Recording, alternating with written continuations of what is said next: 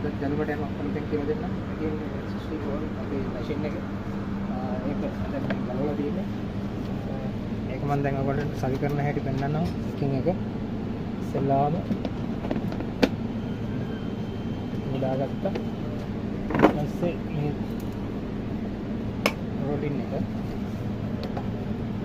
ඒකට මෙහෙම ස්ප්‍රේ කරන්න ඕනේ. මේ අයිල් ස්ප්‍රේ එකක් තියෙනවා. මේක ෆික්ස් කරනවා. ඊට පස්සේ නග කොටස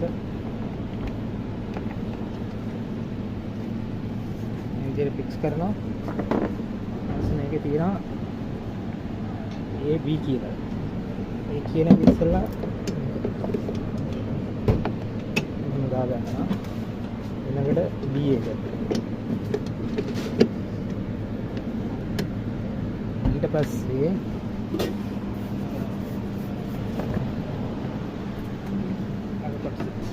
මේක මෙහෙම ෆික්ස් කරගන්න. ඊට පස්සේ මේක මම ෆික්ස් කළා. ඉතින් රයිස් දාන බොක්ස් එක මම ෆික්ස් කරගත්තා. ඊට පස්සේ මේකෙන් මෙහෙම ඇහුවා. ඕමමයි මේ මැෂින් එක අදලා ඉවර කළේ.